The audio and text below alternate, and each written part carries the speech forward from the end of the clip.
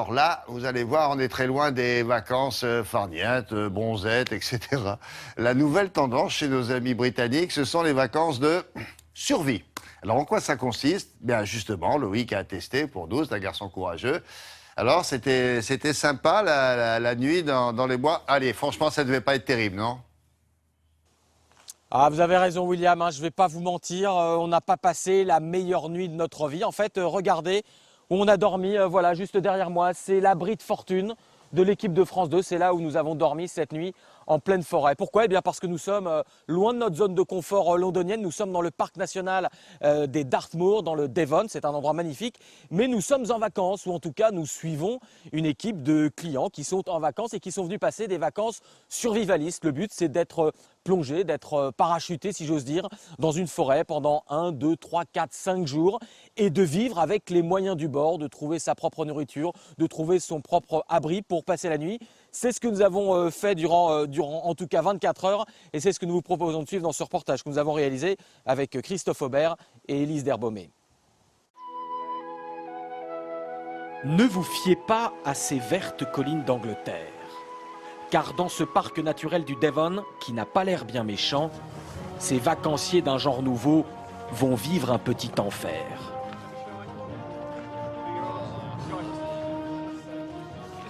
C'est bien. La boue va vous protéger des moustiques. C'est un peu inattendu comme début. Et c'est parti pour 24 heures de marche un peu forcée. Ces clients ont choisi de tenter ce stage de survie directement inspiré d'une célèbre émission de télévision, celle de Bear Grylls, un ancien soldat des forces spéciales britanniques. Devenu animateur de l'extrême, il montre comment survivre dans les environnements les plus hostiles et s'est fait une spécialité d'avaler les créatures les moins ragoûtantes de la création pour gagner quelques précieuses protéines. Aujourd'hui, l'Académie Bear Grylls suit les mêmes principes. Les instructeurs du stage sont d'anciens commandos des Royal Marines et en guise de premier déjeuner, chaque client a droit à son petit verre et nous aussi.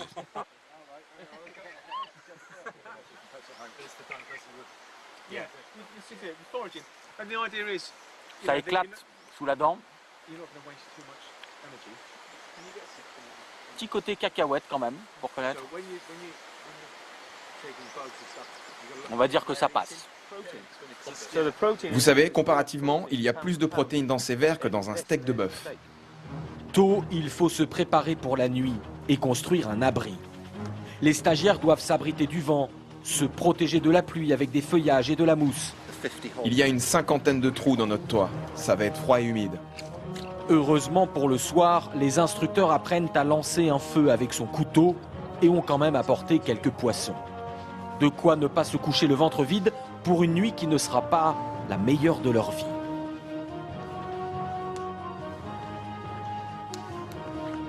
Dès le lendemain, réveil aux aurores.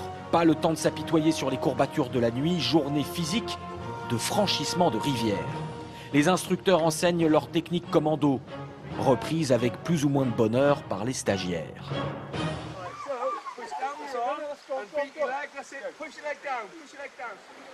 Et ce n'est pas parce qu'ils ont victorieusement franchi plusieurs rivières qu'ils y échapperont. Et oui, pour le final, tout le monde dans l'eau. Elle est glaciale et les volontaires se demandent s'ils ont finalement fait le bon choix de vacances. C'est dur. Plus dur que ce que j'avais imaginé. J'ai pas beaucoup dormi, 2-3 heures maximum. Finalement, j'ai transpiré, j'avais des feuilles et des insectes qui me tombaient sur le visage. La nourriture était bof-bof, mais c'était chouette. C'est un séjour aussi bien physique que mental. Le but, c'est de faire sortir les gens de leur canapé et de leur console de jeu. De leur faire quitter leurs petites habitudes, leur confort, et de les obliger à se dépasser. Finalement, tous les stagiaires se diront ravis de leur expérience, même après l'ultime surprise du chef, une petite série de pompes totalement immergées dans l'eau froide. Oui, c'est ça. C'est très bien, la pompe dans l'eau froide, bien sûr. Loïc, ces vacances de l'extrême, là, c'est uniquement réservé aux sportifs aguerris ou je sais pas, il faut avoir fait un stage commando ou pas forcément? Non, William, c'est accessible à tous. Il y a même certaines formules qui sont réservées aux familles. On va dire que c'est une espèce de camp scout un petit peu plus musclé. Il faut accepter de sortir effectivement un petit peu de sa zone de confort et de se faire un petit peu mal. Mais d'une manière générale, ce qu'il faut voir, c'est qu'on apprend énormément de choses. Vous avez vu, les instructeurs sont d'anciens militaires, d'anciens commandos. Ils connaissent la faune, la flore sur le bout des doigts. C'est une véritable encyclopédie vivante. Et il y a certaines choses que vous allez retenir, d'autres que vous allez oublier dans ces techniques de survie. Mais certaines règles simples sont facilement mémorisables. Par exemple, vous nous avez vu manger des vers, eh bien c'est tout simplement parce que c'est beaucoup plus sain, c'est sans risque de prendre cette nourriture dans la forêt, alors que par exemple les champignons, eh bien c'est quelque chose de très risqué, à moins d'être un vrai spécialiste des champignons. Il ne faut jamais en manger en conditions de survie ou en forêt, car on ne sait jamais sur quel champignon on peut tomber. Bon, alors vous n'étiez pas seul dans l'aventure, puisque vous nous avez dit en présentation de ce reportage que vous aviez dormi avec l'équipe de France 2. Et à côté de vous, désormais, il y a Élise. C'est l'une des collaboratrices du bureau de France 2 à Londres. Alors pour Loïc, qui était un garçon et un athlète, évidemment, c'était extrêmement facile pour lui. Mais pour vous, Élise, comment vous avez vécu cette expérience? C'était quoi le plus dur? Bonjour. Alors le plus difficile, c'était sans doute de manger le verre, justement, parce qu'en fait, on sait qu'on va manger quelque chose de vivant et on n'a pas le droit de l'avaler, on est obligé de le mâcher avant. Du coup, au moment de croquer, ça explose dans la bouche et c'est assez écœurant. Et puis juste avant de vous parler aussi, on est venu nous réveiller dans la hutte et puis on est parti pour un jogging assez musclé. Du coup, c'était course, abdos, pompe. Du coup, dès le réveil, c'est assez intense. Heureusement, après, on est revenu au camp et puis on a eu un petit déjeuner bien anglais avec des beans, donc des haricots à la sauce tomate. C'était des rations de l'armée. Donc voilà, c'était un peu de réconfort après l'effort. Oui, c'est le minimum, hein. Merci, Livra. C'est ça, de travailler à France 2. C'est Fort Boyard, obligatoire pour tout le monde. Au revoir, merci beaucoup.